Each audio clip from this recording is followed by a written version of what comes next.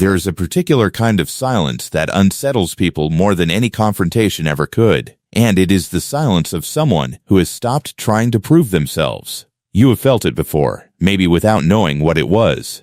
A person sits in a room, says almost nothing, absorbs the noise around them, and somehow leaves the room having said more than everyone who spoke. That is not an accident. That is a discipline. And tonight, we are going to walk through exactly why the most dangerous people in any room are rarely the loudest ones. They are the ones who let you think you already understand them, while they quietly understand everything about you. Most people spend their entire lives correcting the way others perceive them. Someone assumes they are weak, and they rush to prove strength. Someone assumes they are naive, and they rush to prove sophistication.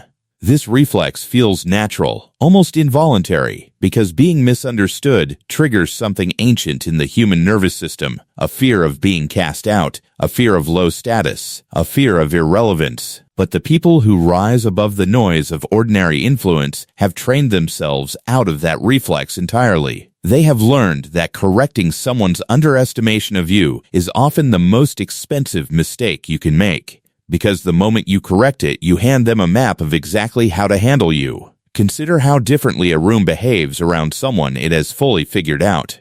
Once people believe they understand your limits, your temperament, your triggers, they stop watching you closely. They relax. They speak more freely in front of you. They reveal what they actually think, what they actually plan, what they actually fear. This is the quiet, unspoken advantage of being underestimated, and it is why so many of history's most calculating figures cultivated it deliberately rather than avoiding it. They understood a simple, cold truth. Visibility is vulnerability. The less accurately people can predict you, the less power they have over you, and being underestimated is simply the most efficient disguise a mind can wear. This is where the discipline becomes uncomfortable, because it asks you to override one of your deepest emotional needs, the need to be seen accurately by others. And here is where you must say it plainly to yourself. And if it resonates, write it in the comments so it becomes real. I no longer need to be understood to be respected. That single shift changes the entire architecture of how you move through conflict, ambition, and betrayal. Think about the moment someone insults you, dismisses your work, or quietly tries to test your limits in a group setting. The instinctive response is to react immediately, to defend your name in real time, to make sure the room knows you will not tolerate disrespect. But reaction is information.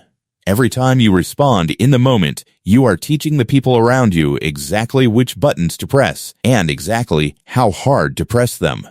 The sovereign mind does something colder and far more effective. It absorbs the insult without visible disturbance, files it away with total precision, and responds only later, in a manner and a moment entirely of its own choosing, not out of forgiveness, out of strategy. This is not passivity. Passivity is weakness dressed up as patience. What we are describing is something closer to a predator's stillness, the stillness of an animal that has already calculated the outcome and simply does not need to move yet. Machiavelli understood this centuries ago when he wrote about rulers who survived not because they were feared loudly, but because they were unreadable quietly. The prince who reveals his intentions invites resistance before he has even acted. The prince who reveals nothing moves through his enemies like a shadow, moves through a room, present, undeniable, but impossible to grasp. And this is precisely why you must say to yourself, and if you feel the weight of it, type it below, my silence is not weakness, it is inventory. Every slight, every dismissal, every quiet act of disrespect becomes data rather than injury. You are no longer collecting wounds, you are collecting patterns. You begin to see who consistently tries to diminish you when they think no one is watching, who flatters you to your face and undermines you the moment you leave the room, who only respects strength when it is loud and therefore never sees the strength that is silent. This is not paranoia. This is precision. There is a particular kind of person who becomes deeply unsettling once they master emotional detachment, because detachment removes the last lever most people know how to pull. Manipulation depends on predictable emotional reactions. Anger can be provoked into mistakes. Guilt can be provoked into compliance. Fear can be provoked into submission. But when someone no longer reacts on command, when their face remains unreadable and their tone remains level regardless of provocation,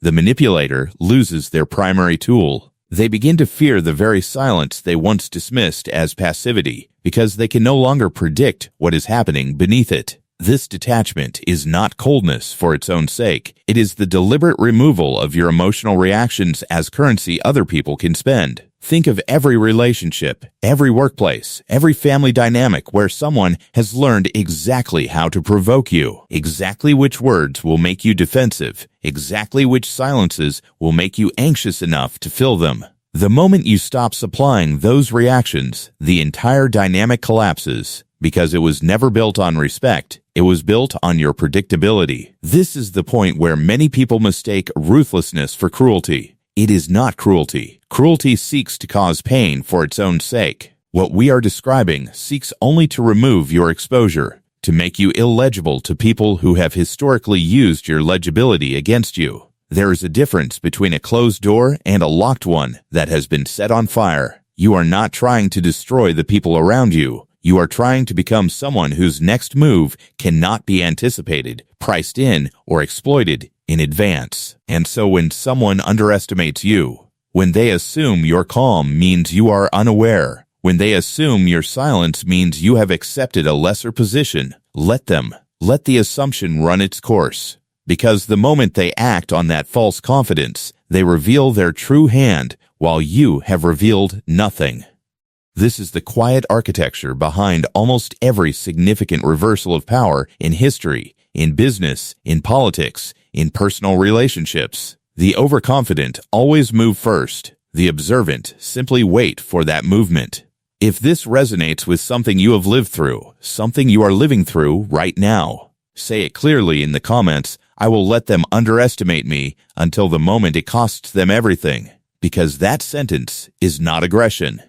It is patience with teeth. There is a final layer to this, one that most people never reach, because it requires giving up something almost everyone secretly craves, the satisfaction of being recognized in the moment for their intelligence, their restraint, their strength. The sovereign mind gives up applause in exchange for leverage. It stops needing the room to know how much it understands, because the moment the room knows, the advantage disappears. This is why the most formidable people you will ever encounter often seem, on the surface, unremarkable, quiet, even a little dismissible. That is not an accident. That is the final stage of the discipline. You do not need them to see your strength. You need them to never quite locate where it is stored. And when you finally act, when the timing is entirely yours and the outcome is no longer in question, they will look back at every moment they underestimated you and realize, far too late, that it was never carelessness on your part.